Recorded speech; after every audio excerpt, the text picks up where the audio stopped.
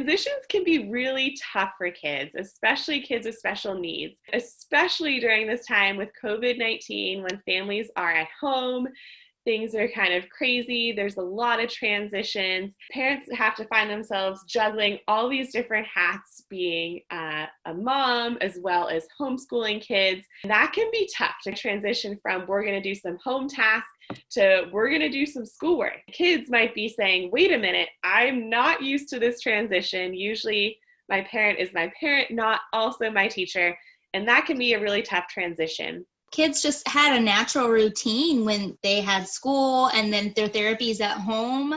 So really there wasn't a need to have additional strategies because there just was that natural structure. And the kiddos, you get used to your routine. All of us humans are very routine creatures. We'll talk a little bit today to help you guys with some transition strategies.